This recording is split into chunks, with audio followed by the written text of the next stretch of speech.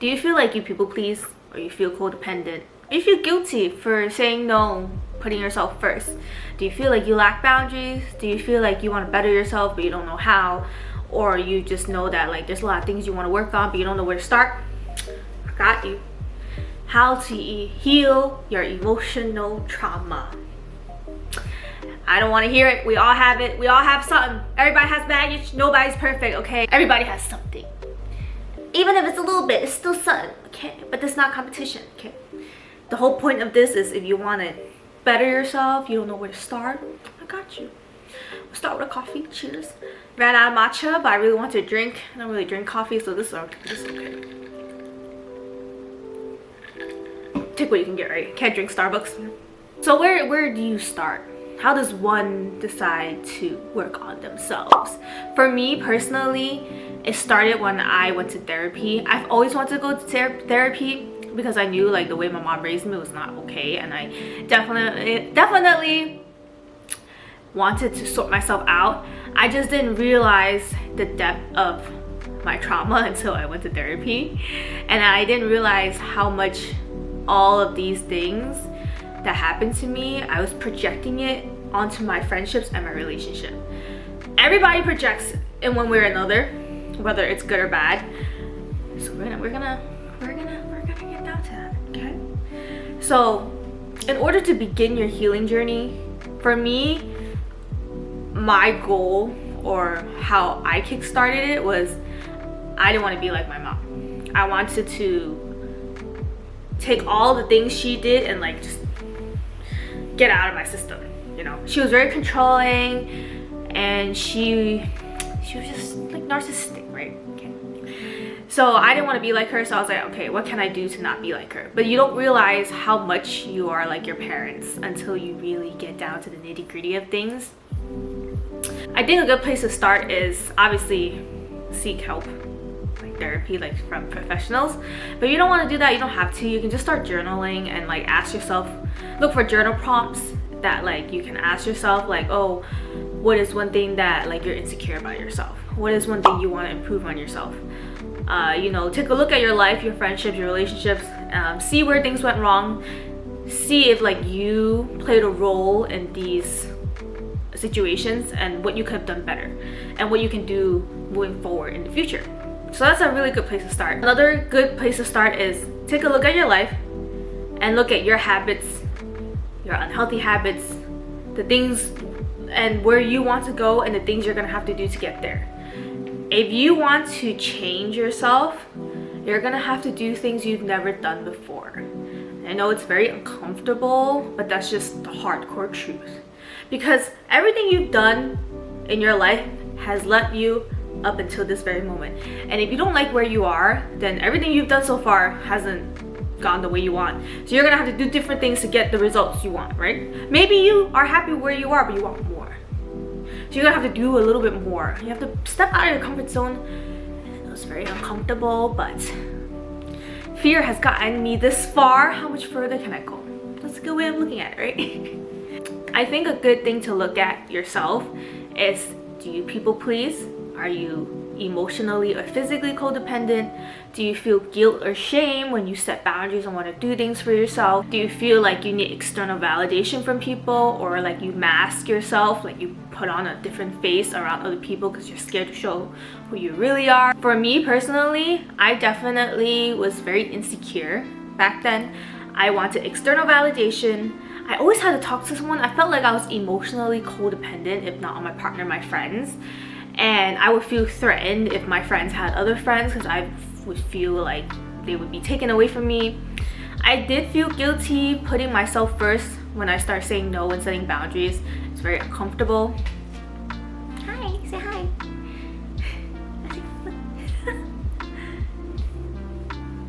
Okay. Oh shit, I lost my train of thought. I see you laughing, made me lose my train of thought. Now I gotta think, hold on, give me a second. Coffee break. So I needed external validation. I was very emotionally codependent. I felt guilty putting myself first because I was a big people pleaser. I felt like I people pleased a lot. And when I had like this group of friends, I spent my money on them. I did so much for them because I was scared that like if I stopped doing these things, they would like stop loving me. because it correlated with my mom. With my mom, I had to do things to get her love, her approval. So you see where I'm going? Like, a lot of things connect to each other, and I didn't realize I was doing that until I went to therapy. So I think that's why going to therapy, if you can, it's a really good outlet because there's a professional that can, you know, trained to do these things and very unbiased. That's just how I figured a lot of things out on my own by journaling and just watching a lot of YouTube videos, like TED Talks and stuff. So everyone's different, but that's just how I did it. The next thing is the shadow. So Carl Jung said the shadow is this repressed, hidden, guilty part of yourself that you try to hide. Everybody has a shadow. Everybody has a shadow, okay? And the whole point, I feel like we always try to get rid of this part of ourselves. And I realized that you don't want to get rid of your shadow. You want to integrate it within yourself because it makes up who you are. Like, nobody's perfect. There's always going to be the good and the bad. So you're going to have to learn how to embrace your shadow. You have to learn how to integrate it in yourself and accept it and not feel ashamed that you have parts of yourself that you may not like.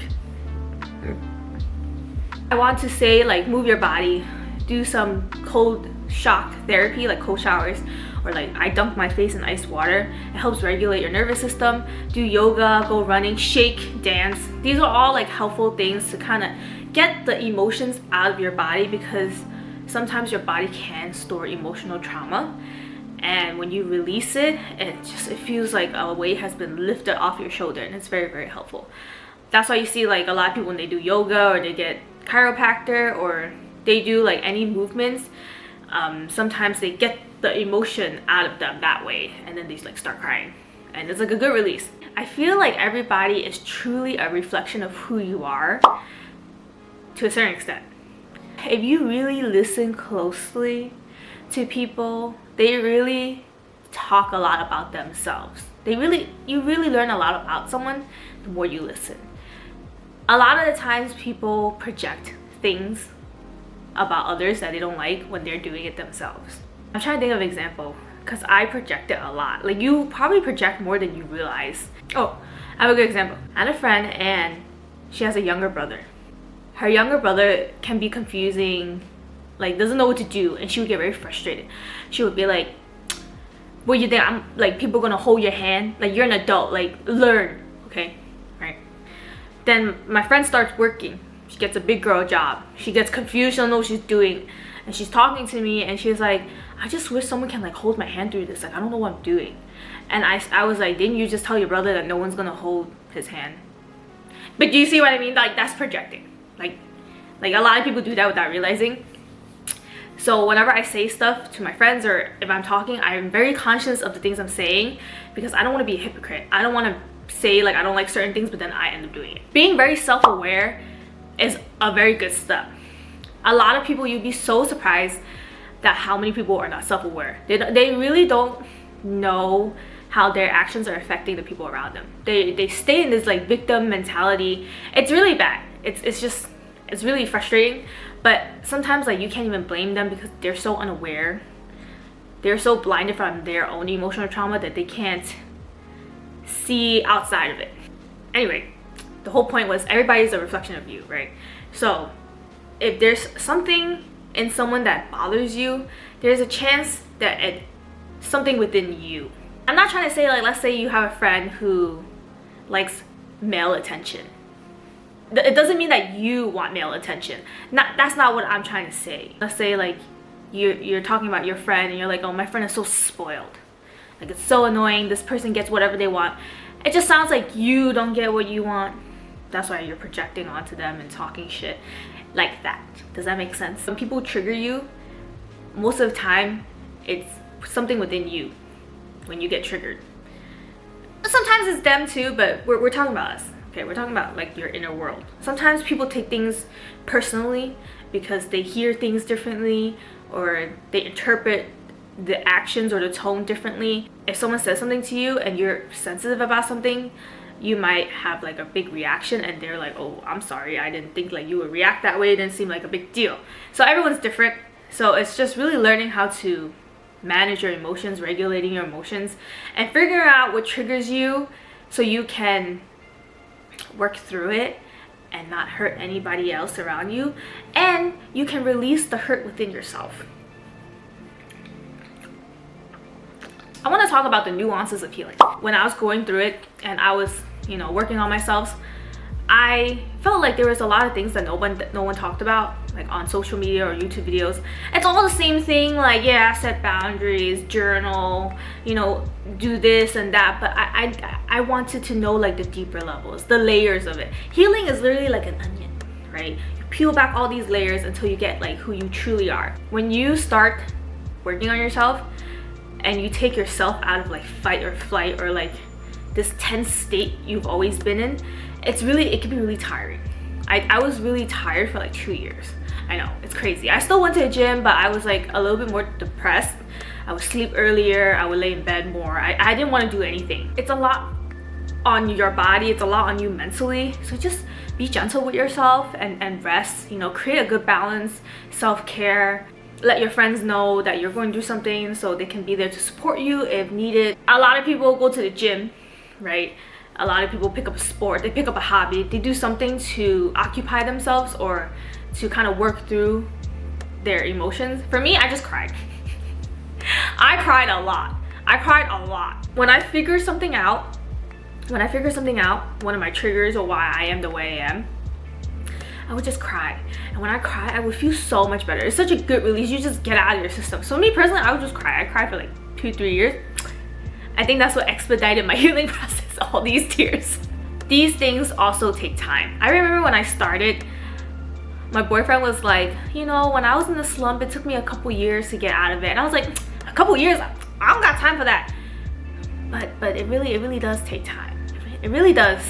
Because you have like 20 plus years of trauma and emotional baggage that you need to release and overcome. It's not gonna happen overnight. So definitely take some time. How long it takes varies, depends on you, how much you are willing to put in to work on yourself, how much you can handle. Sometimes people can't handle it, they do it in doses. I know like my best friend, she has some issues that she is not ready to face yet, but she's very well aware that it's there, and she's like, I'm just gonna work on this later. Like I have some other stuff to do right now, which is fine. Everybody's different. So how long it takes, it's up to you. And also you just gotta go through the motions. A big thing that I felt during my healing process was how unfair everything was. I was like, I feel like I was grieving a lot of grieving. I was grieving like the childhood I never had. I was grieving the relationship I would never have with my mom. I was grieving the lost time I had to use to work through this, because I feel like I lost like a couple years trying to catch up, or I started later, whatever. But at the end of the day, what happens to you is not your fault, but you have to take accountability and responsibility for how you move forward. Because saying I'm just this way because of how I was raised, like that's not really an excuse. That's not really a valid reason to behave the way you do, especially if the way you're behaving hurts other people. If you're projecting, it's not a good reason. And I know it's unfair, but life is not fair. It's working with what you got, okay? But I learned that like healing never ends. It's always like a learning process. How it is you have a trigger, and then you release that trigger, and then another situation will come up that will trigger you again. It might hurt, but it won't hurt as much the first time, because I went through this already. I know how to release it. And then it'll keep coming up until like you fully release it. But each time you get triggered and you feel it, it becomes easier because you learn how to manage the reaction. You learn how to manage your emotions. And then one day, the thing that triggered you will no longer trigger you. And it becomes second nature for you once you are able to regulate all your emotions. A big thing I learned during my healing process was accepting myself for who I am, along with my shadow and all these other parts of me that I don't like about myself. I wanted to get rid of my shadow, or like all these things that I didn't like the people pleasing, the guilt, the shame. But I didn't realize that these parts of me are still part of me. I can't get rid of them because they make up who I am. Everybody's human. We all have emotions. We can't always just be happy. We have to embrace the sad, the pain. There's always like a good and bad. So you just have to learn how to balance the two and understand that even if you feel shameful, it's okay. Even if you feel guilty, like it's okay to feel these feelings. You're not like a bad person just because you have these feelings. I felt horrible for feeling certain emotions when it's okay. It's okay. Oh, I learned so much during my healing process, so I just feel like I have so many examples. But my mom was very assertive. She always like, I want this, I want that. And because she was like that, I didn't want to be like that. But then it made me not able to ask my partner for things or like to meet me halfway for my needs, because I was scared that if I asked for things that I was just like her. But just because you have traits from your parents or you've seen them do certain things, it doesn't mean that you are them just because you do it. Okay, so I think that was a good thing I learned too. My boyfriend is like scared to be like his dad, so he's not like assertive or anything. Like he'll just let me walk all over him. I don't know, okay? But then like my mom is like, I don't want to be like her, so I'm too scared to ask for things. So we're just like, we're both like, oh, like we just don't want to be like our parent. But just because if he were to ask me for something, it will make him like his dad, you know? Like, or like if I were to ask him for something, I won't be like my mom. So just because you do things that your parent has done doesn't mean you are them. And sometimes in life, depending on the situation, sometimes you get closure from the person and sometimes you don't. Sometimes you just have to accept certain situations for what they are. Like, I don't think my mom will ever be able to hold a conversation with me. I don't think I will be able to voice how she made me feel or how like all those things. That's okay. I have accepted it. I know some people find it hard to accept. Sometimes people have to say it to their face, to the person's face. Sometimes you get that and sometimes you don't. But in the case you don't, you just have to accept it. It is what it is, and it's okay. A big thing I noticed within myself and also like my friends is codependency. And a lot of people, I don't think they really know what codependency means. And it doesn't mean like you rely on your partner a lot. Like it does to a certain extent, but the true meaning of codependency is when you basically are people pleasing to the point where you're willing to give up what you want and the life you live for somebody else. That is codependency. It happens when you are insecure within yourself or like you have no sense of self. That is what codependency is. I feel very different from my friends because I am willing to do things without my partner. A lot of people find that weird. Not weird, but they're like, oh, you don't want to hang out with your boyfriend? Like you don't want to do things with him? Like, yeah, I do. Like, I love him, don't get me wrong. Like, we do a ton of things together. We live together, and that's enough for me. Like how much more time do you want me to spend with him? Because to me, at the end of the day, it's my life. I was very codependent on him when we first met, you know, kind of lost and confused. I was young. I didn't know anything about regulating my emotions. I didn't know my patterns or triggers, my red flags. I didn't know anything about myself, and I wanted him to make me happy. I latched onto him without realizing that at the end of the day, it's my responsibility to make myself happy. But I expected him to do that for me when he's not supposed to. So when I realized that I want to do things for myself, I started to kind of like feel more grounded within myself, and then like I stopped being so codependent. So I'm not like that anymore, and I think it has helped us a lot because he's able to do his own thing, I'm able to do my own thing, and then we come together when we want to do things together. I feel like that's how we work, but I feel like a lot of people lose themselves in their relationships and they expect their partner to give them a chance to live their life. You get into a relationship and you stop doing all your hobbies and stuff, and you just literally cater to your partner and do everything for them. Sometimes people hold themselves back for the sake of their partner because they don't want to lose them, because they love them so much. But you want to get to the point where you love yourself so much that if these people don't meet you halfway or meet your standards and they're not in your life anymore, you'll be sad, but you'll be all right because you know you got yourself. You love yourself. You're so grounded within yourself that it didn't hurt you that much when they left. It's okay to be different. It's okay to not live in conformity. Moving forward, how do we move forward from all this trauma? A big thing is you have to catch yourself. You have to stop yourself when you start thinking. Like, I'll be sitting here be like, oh, like, was I acting weird during dinner? I'd be like, no. Like, you really just have to stop being in your head. So many times I wanted to do YouTube and content creation way back then, but I was so scared of what other people would think about me that I would be like, oh no, like, it's okay. Like, I'd be like, oh no, like, it's fine. Like, oh, people will think I'm weird. I don't want to do it. That's such a lame reason for not doing what I want to do. So every time you think negative thoughts, you really have to catch yourself. It's so hard at first when you start doing this, because it's not something you're used to doing, and it's like you're basically breaking a pattern that has been wired in your head for so long. It's not easy. It's not easy. It's also, this is why I say be gentle with yourself, because sometimes you will really take 2 steps forward and 5 steps back. That is literally healing your emotional trauma, okay? Like, there are so many days where you feel high, the highs of the highs, and there are days when you're like lows of the lows, okay? You have to really catch yourself and rewrite the narrative in your head about yourself and your life. That's the biggest thing.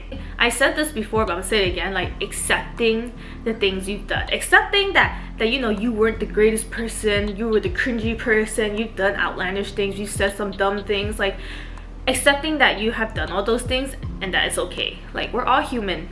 We've all done stupid shit. Like, it's fine. Don't get hung up over it, because I was like that too. I would be like, oh, like, I shouldn't have done this, I should have known better. You did what you could with what you knew at the time, and that's enough. Now you know, moving forward you can be better, okay?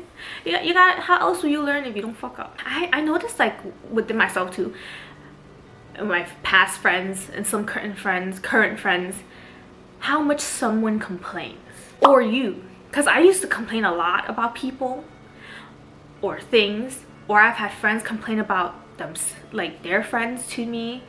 Like, when someone complains to you, or if you complain, you have to listen very carefully to that complaint. Like, what are you complaining about? Because I realized that sometimes when I complain about my friends, 2 things. I probably am frustrated with the way they're behaving or the things they say, so I need to create a boundary. Okay, that's one. Creating a boundary, because they're probably crossing a boundary that I didn't know I wanted to have. That's why I keep complaining about it.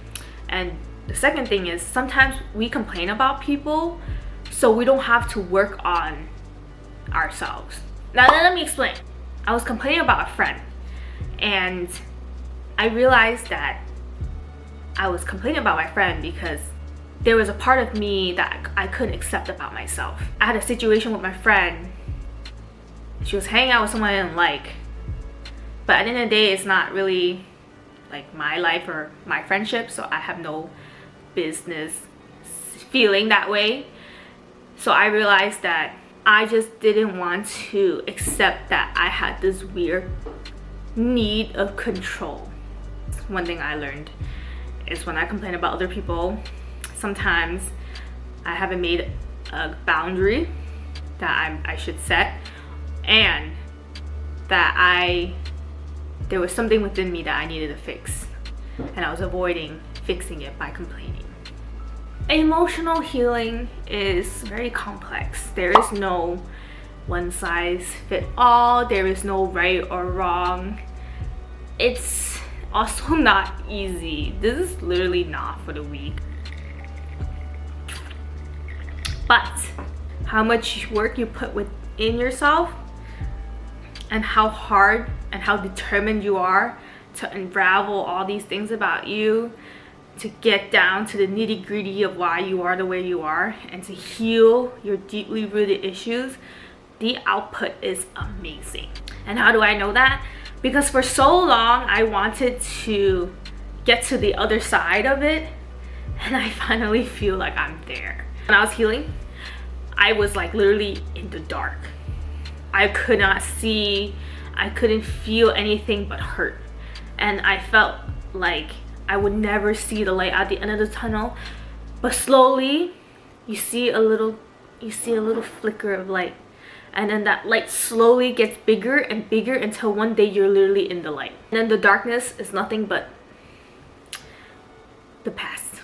And it's such a rewarding feeling. Hey, I still have some things to work on. When someone says something about me or my friends or like a situation, I don't say anything. I'm still very passive. I don't think quick enough. It's not a reflex for me to stand up or speak up.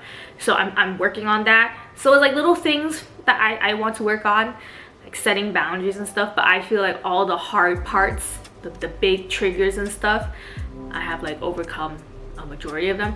I still feel like I won't truly be healed until I have a child.